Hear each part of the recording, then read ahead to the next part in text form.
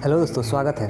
आज हम लोग बात करने वाले हैं झारखंड के उस वीर स्वतंत्रता सेनानी के बारे में जिनके ऊपर कभी महात्मा गांधी या भगत सिंह की तरह फिल्म नहीं बनी, फिर भी उसे आज भगवान की तरफ पूजा जाता है। जी हाँ दोस्तों, हम लोग बात कर रहे हैं भगवान बिरसा मुंडा की, जिनको 25 साल की उम्र में ही भगवान का दर्जा दे दिया गया था। इनका जन्म 15 नवंबर 1875 में तत्कालीन बिहार में मुंडा समाज में हुआ था।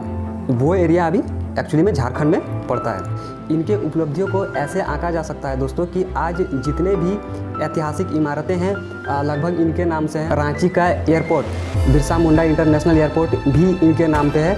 और तो और ये इकलौते ऐसे पुराने स्वतंत्रता सेनानी हैं दोस्तों जिनकी फ़ोटो आज भी पार्लियामेंट हाउस में लगी हुई है। अगर तब की बात करें दोस्तों, जब भारत गुलाम था, तो ऐसे स्वतंत्रता सेनानी से अंग्रेज कांपते थे। अंग्रेज़ों ने भारत को गुलाम करने के लिए वो सारे पैंतरे अपना लिए थे जो वो कर सकते थे। उन्होंने राजघराने के आदमियों को तो गुलाम बना लिया था, लेकिन जो आदिवासी थे वो कभी भी किसी के गुलाम नहीं रहे थे। झारखंड दोस्तों हमेशा से ही फॉरेस्ट इलाका रहा है। उस वक्त अंग्रेज़ों ने एक एक्ट लाया था जिस एक्ट का नाम था फॉरेस्ट एक्ट। उस एक्ट का मतलब क्या था कि पेड़ों को काटना है और वहाँ पे फसल उगाना है। उस वक्त अंग्रेज़ जो है माइनिंग पे उतना ज़्यादा ध्यान नहीं देते थे, क्योंकि उनको पता नहीं था कि माइनिंग में इतना ज़्यादा स्कोप है, नहीं तो वो तो भारत छोड़ के नहीं जाते। लेकिन ये एक्ट उस समय आदिवासियों को बिल्कुल भी मंजूर नहीं था, तो उन लोगों ने इस एक्ट का विरोध किया। लेकिन नेतृत्व के अभाव के चलते ये जो आंदोलन है वो सक्सेसफुल नहीं हो पाया। लेकिन कुछ समय के बाद जब 1875 में भगवान बिरसा मुंडा 20 साल के हुए, तो उन्होंने इस आंदोलन का नेतृत्व करना चालू कर दिया, जिससे वहाँ के लोगों ने इनको धरती बाबा का नाम दिया। इसके बाद भगवान बिरसा मुंडा ने अंग्रेज के इस राजस्व व्यवस्था के साथ लड़ाई छेड़ दिया। उन्होंने उल गुलान का नारा देते हुए अंग्रेज़ों के पुलिस चौकियों पर तीर कमान के साथ धावा बोल दिया, जिससे अंग्रेज बहुत ज़्यादा डर गए और उन्हें फॉरेस्ट क्षेत्र से पीछे हटना पड़ा।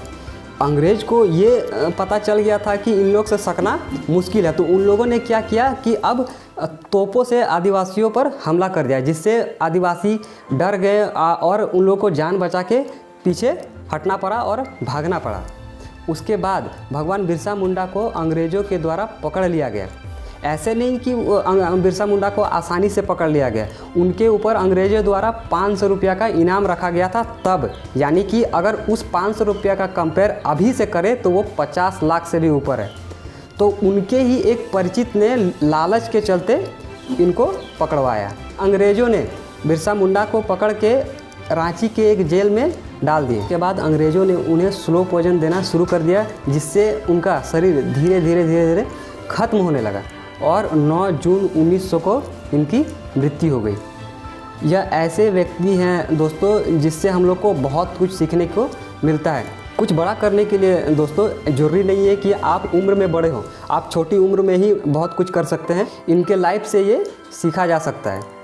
झारखंड के इस स्वतंत्रता सेनानी के बारे में जान के आपको कैसा लगा दोस्तों, कमेंट सेक्शन में ज़रूर बताइएगा और इस चैनल को सब्सक्राइब करें।